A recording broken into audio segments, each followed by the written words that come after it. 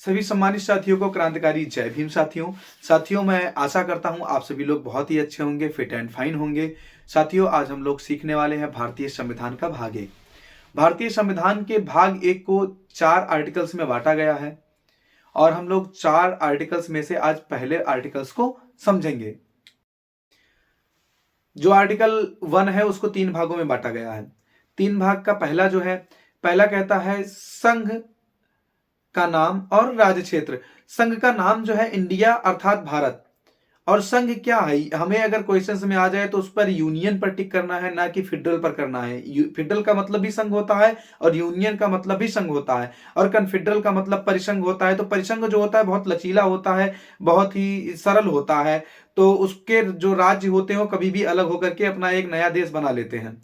लेकिन फेडरल उससे थोड़ा मजबूत होता है, उस केंद्र के पास भी पावर होती है, उसके थोड़ा थोड़ा पावर जो परिसंघ और मतलब कि फेडरल और कन्फेडरल होते हैं, थोड़ा थोड़ा केंद्र के पास पावर होता है। बाकी का अपने पास, हर राज्य अपने पास रखते हैं, और हर राज्य के अपने जनता द्वारा चुने गए सरकार होती है।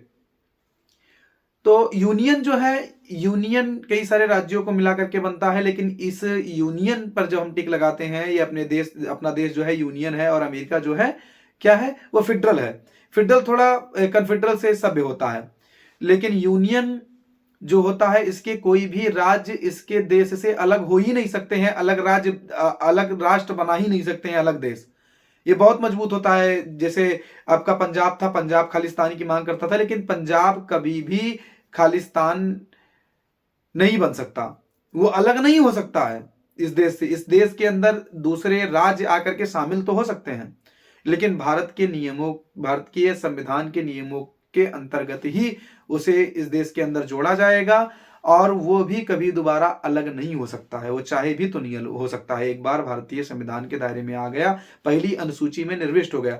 और जो राज्य क्षेत्र होंगे, जो राज्य होंगे भारतीय संविधान मतलब भारत के, वो भारतीय संविधान की पहली अनुसूची में, पहली शेड्यूल्स जो है, फर्स्ट शेड्यूल्स में भारतीय संविधान के जो राज्य होंगे वो निर्दिष्ट होंगे, वही राज्य होंगे। यानी कि 28 राज्य हैं और 8 केंद्र शासित प्रदेश हैं, तो ये भारतीय संविधान की पहली अनुसूची में होंगे।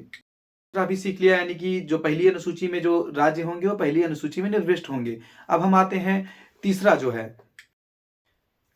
है भारत के राज्य क्षेत्र।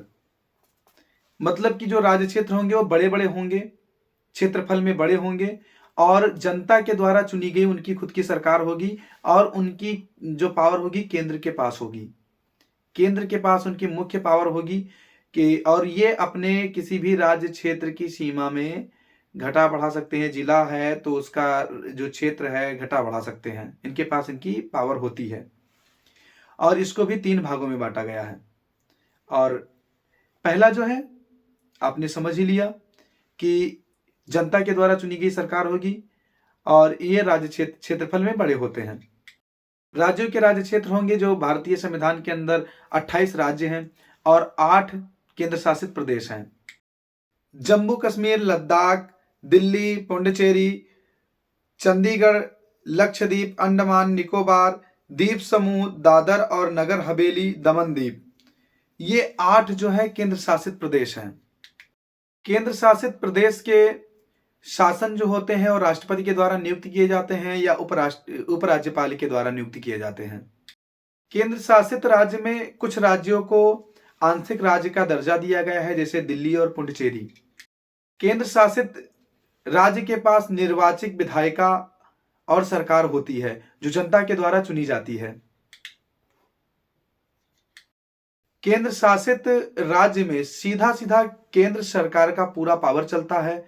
उसके जो विधायक होते हैं, सांसद होते हैं, कोई भी काम उस देश के अंदर करवाना होता है तो वो राज्य सरकार की अनुमति के अनुसार करवाते हैं।